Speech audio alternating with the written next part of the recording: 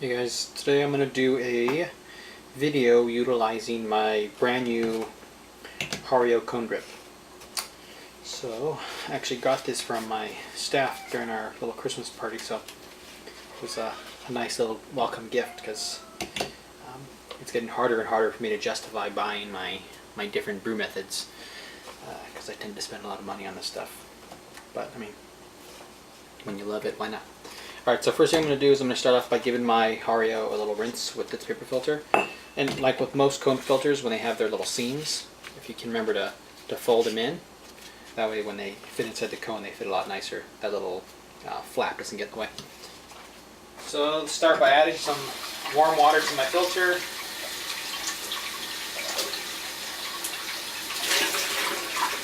Always, whenever you can, do your best to rinse out as much of that lint. It's a linty flavor that you're going to get.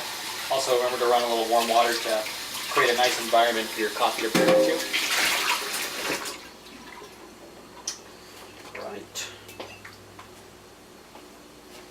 So when you do it, you can just pull out the filter a little bit, because if you can avoid the walls from resting against the little grooves, that's good. The great thing about the Hario cones is that they have really deep grooves that help to prevent that filter from laying in, where most like traditional cones and like Melita style cones don't quite have as deep of a groove to prevent your filter from laying flat against the wall.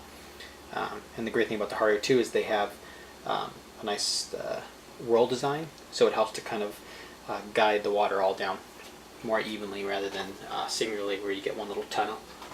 So, alright, so focused here. So I just got done grinding my coffee. Anytime you get a chance to freshly grind your coffee, that's best. If you don't have one, just recommendation is to buy your coffee in small amounts so you can maintain that freshness in it. So I ground this at a cone filter setting, following the ratio of about 2 tablespoons for every 6 ounces. So go ahead and add that to the bottom of my filter. I don't know if you can see, but I use the Compresso Infinity, so if you've seen some of my other videos, you've heard me talk about it before. So for the Hario, if you can, just try to create like a nice little reservoir right in the center, so when you add your water, it'll rest for a little bit rather than steeping through. So good recommendation for this one is just to add roughly about 1 ounce of water just over the top, just enough to saturate your grinds, nothing too much. We're going to give it about 30 to 45 seconds to allow it to brew evenly. This initial part is recognized as a pre-infusion time, so you're allowing for all the potential flavors that are in the beans themselves to come out to the surface. So like any good brewing process, there are steps in it, so you always want to make sure you follow it. And there are different types. Like, my recommendation with the Hario is there's not really a necessity for you to be stirring it. So when you add your water, just because you want to do your best not to add any reservoir walls for the water to steep down through. So trying to keep a nice even surface around all the exterior is a good idea. So after your time's ready, you can go ahead and add a little bit of water to it. Again, if you can do your best not to disturb too much of the walls around it, it's good. And then I always say that when you're pouring these, if you can avoid going up too high in your filter, it's actually a good idea, because again, it's that much less contact that your coffee is interacting with.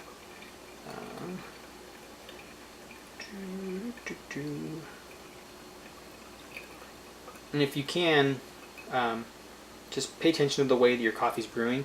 Ideally, when you brew these, they really shouldn't take any longer than about 2.5 minutes.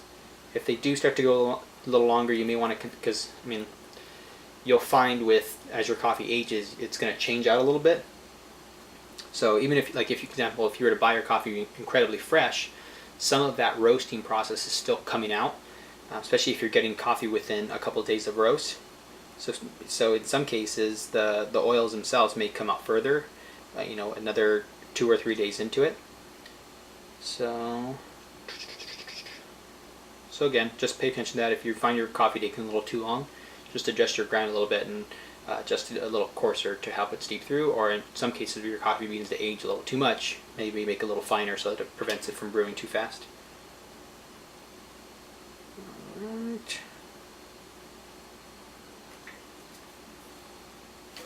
Let's get a bird's eye view of where we're at. So that should be about enough water there. And then again, at the end of your process, you want to remember to give your coffee a little stir, so that you want to blend all the brewing process, because you're going to have that initial part where it's real strong, and the middle part that's a little more milder, and the end that's a lot more watery. So you want those three components that are all vital to a good cup of coffee to be blended together. So, all right, and then when it's done, get rid of this filter.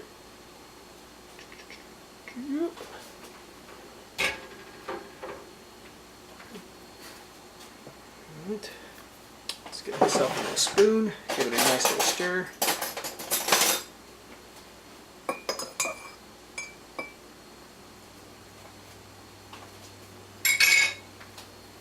And that's essentially brewing with a Hario. Again, there's always different methods that you can do with your brew styles. So just, trial and error, give it a try. If you notice things that you found that are beneficial to your brew methods, go ahead and leave comments and share your experience and your knowledge. So that's it. Thanks a lot, guys. I hope you take the chance to do this also, and enjoy a good cup. So, all right, thanks again.